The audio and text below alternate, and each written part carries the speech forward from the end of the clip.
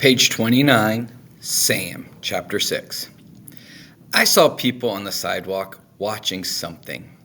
I crossed to join them, like a cat who smells herring. Men in jumpsuits from the jail, I think, were clearing a lot. Unbelievable. The woman beside me told me that the land was for anyone who wanted a garden. Even more unbelievable.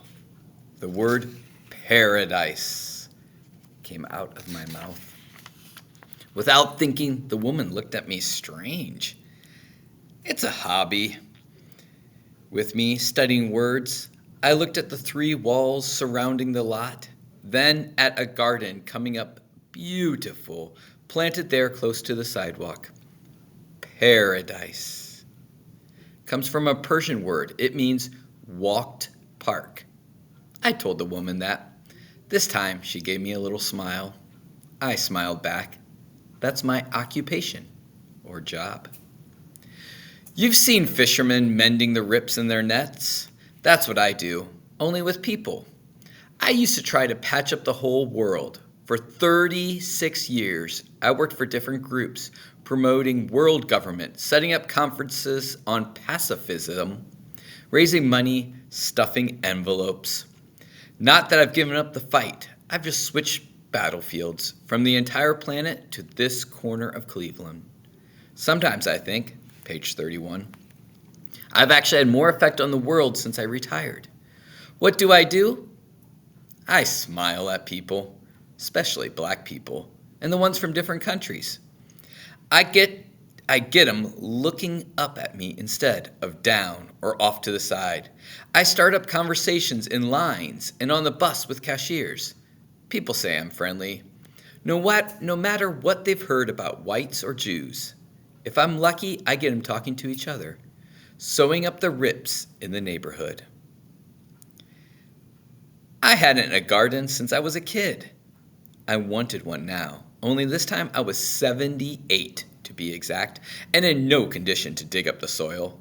So I hired a teenager, Puerto Rican, who said he knew where he could get a shovel.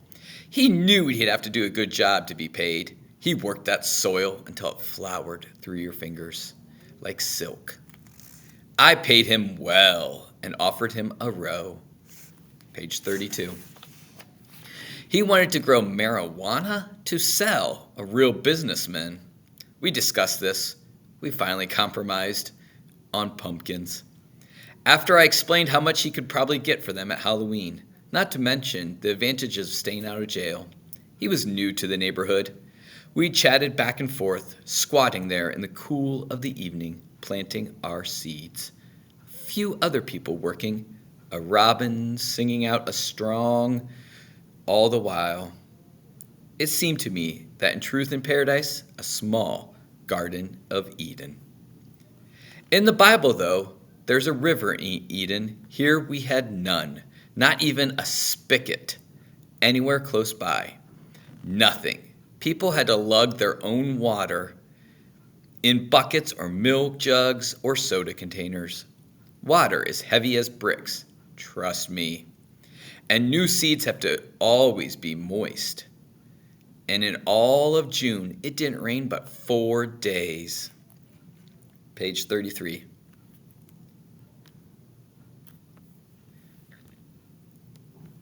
The result?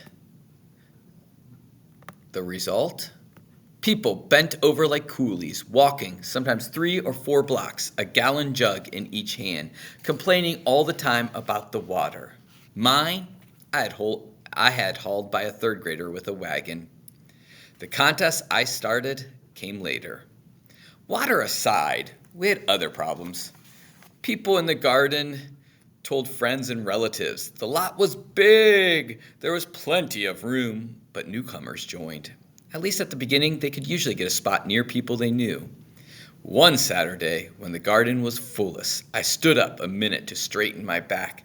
And what did I see? With a few expectations, the blacks on one side, the whites on another, the Central Americans and Asians toward the back. The garden was a copy of the neighborhood. I guess I shouldn't have been surprised. A duck gives birth to a duckling. Page 34. Not a moose. Each group kept to itself, spoke its own language, and grew its own special crops. One man even put up a pole and flew the Philippine flag above his plot. Then there was the garbage. A few well-brought-up people in the buildings around the lot still used it for a trash can. Just couldn't get out of the habit. They emptied their ashtrays out the window and tossed out all sorts of stuff. One day, a bottle came down like a meteor. A man picked it up and threw it back. Straight through the window it came out. A minute later, 5 more flew out. Next, I thought to myself, come gunshots. Instead, thank God, it was only shouting. That crazy homeless man, the one who used to sleep with a broken down couch, he also missed the lot being a dump. He showed up, saw his couch had been taken, and started ripping out people's plants. The police had to come. Some people started worrying, looking ahead to ripe beans and tomatoes and thinking about strangers coming in.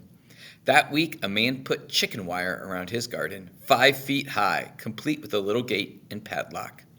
The week after that, someone built a board fence. Then came the first "Keep Out" sign. Then the crowning achievement, barbed wire.